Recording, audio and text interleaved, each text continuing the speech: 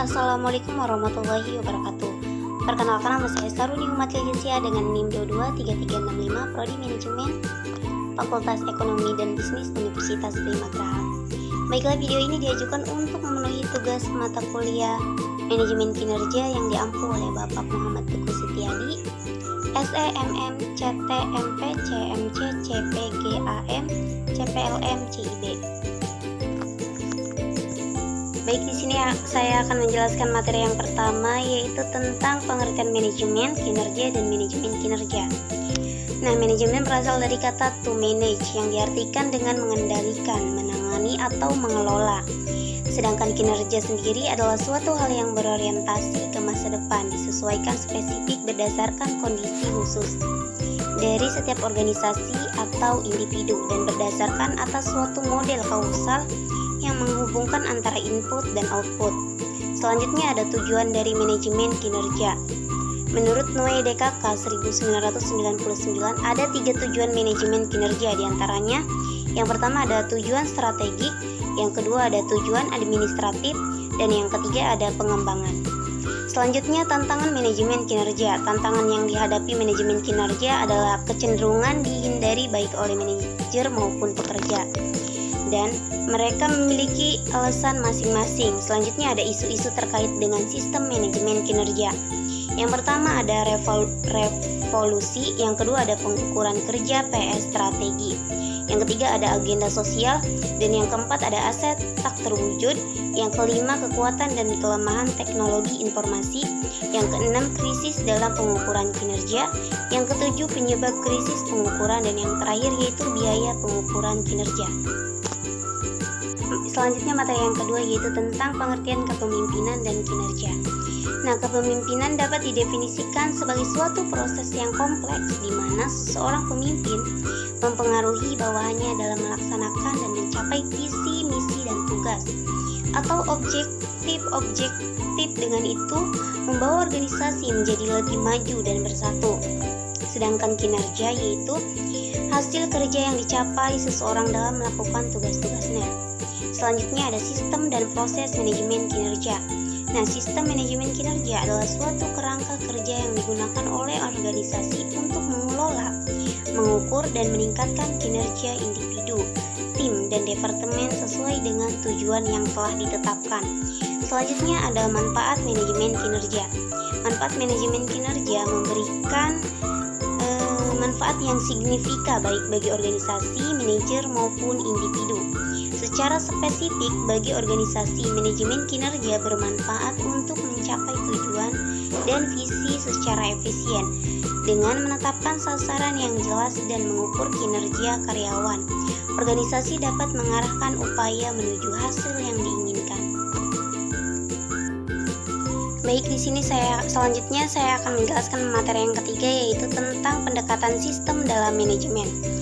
Nah, organisasi dipandang sebagai sistem terbuka yang menerima input dari lingkungan dan menghasilkan output. Sistem terdiri dari beberapa subsistem yang saling bergantung atau SDM, keuangan, produksi, pemasaran, dan lain-lain. Perubahan di satu bagian akan mempengaruhi bagian lainnya. Sistem terbuka memerlukan umpan balik dari lingkungan untuk menyesuaikan strategi. Selanjutnya ada konsep kunci dalam sistem input, proses, output, sampai feedback, yaitu lingkungan eksternal sangat mempengaruhi strategi dan keputusan internal organisasi.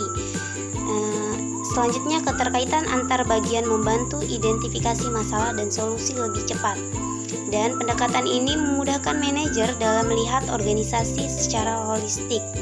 Selanjutnya ada strategi manajemen untuk meningkatkan kinerja, yaitu ada melibatkan karyawan dalam proses pengambilan keputusan, menerapkan sistem penghargaan yang adil dan transparan, menyediakan pelatihan dan pengembangan untuk meningkatkan kapasitas kinerja, dan membangun komunikasi dua arah antara manajemen dan karyawan.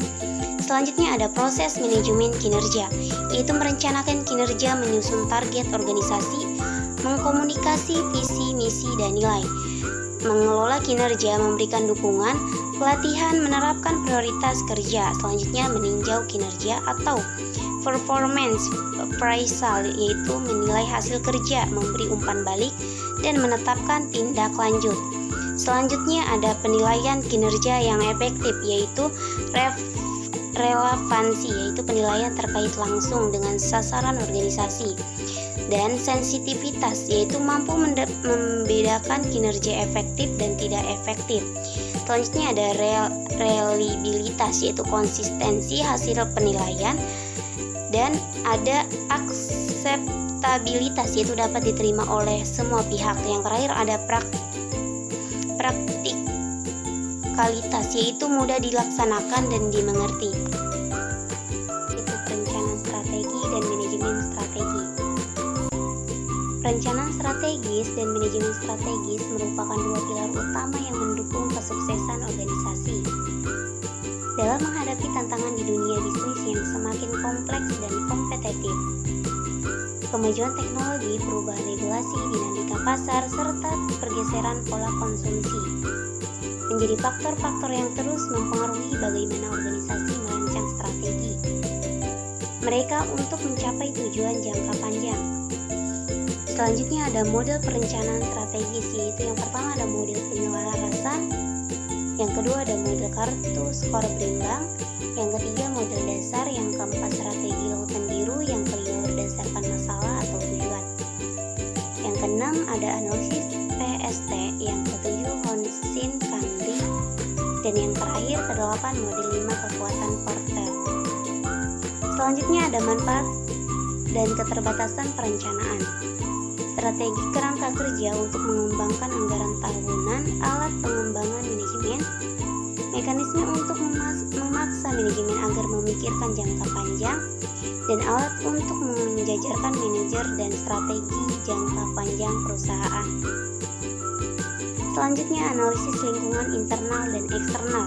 Yang pertama ada lingkungan internal. Teori analisis lingkungan internal berfokus pada evaluasi faktor-faktor internal yang mempengaruhi kinerja dan kemampuan organisasi dalam mencapai tujuan strategisnya. Yang kedua, lingkungan eksternal, analisis lingkungan eksternal. Dalam manajemen strategis berfokus pada pemahaman faktor-faktor luar dan dapat mempengaruhi operasi dan keputusan perusahaan.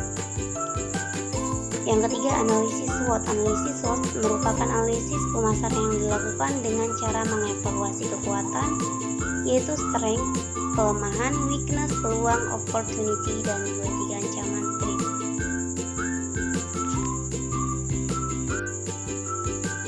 Selanjutnya materi yang kelima yaitu mendesain teknik pengukuran kinerja.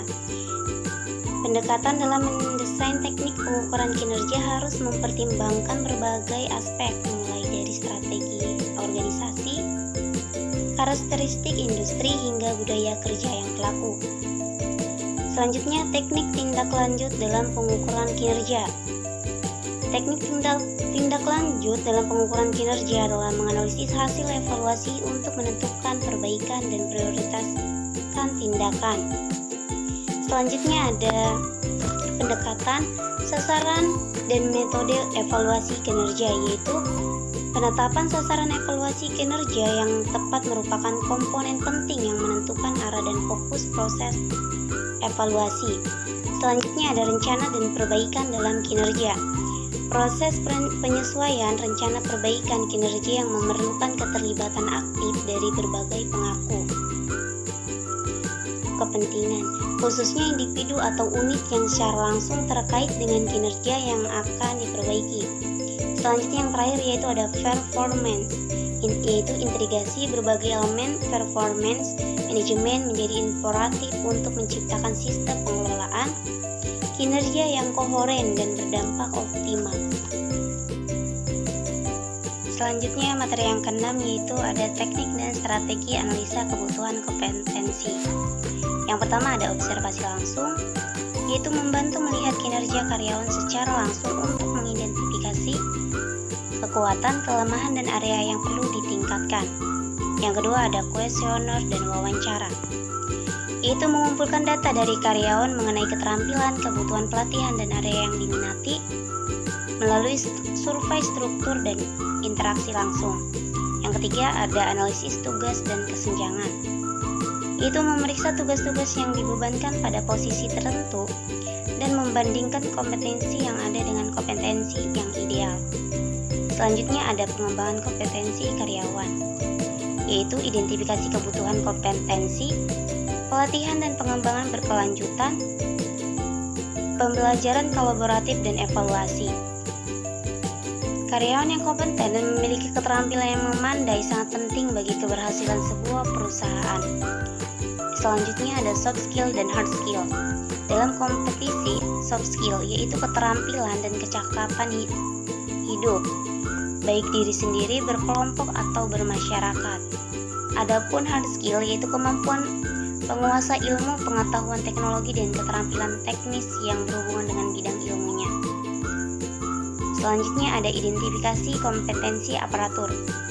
Identifikasi kompetensi aparatur sipil negara atau ASN adalah proses untuk menentukan dan memahami kemampuan, pengetahuan, dan keterampilan yang dibutuhkan ASN untuk menjalankan tugasnya dengan baik. Nah, proses ini penting untuk memastikan ASN memiliki kemampuan yang relevan dengan jabatan yang diemban dan pengembangan karir mereka.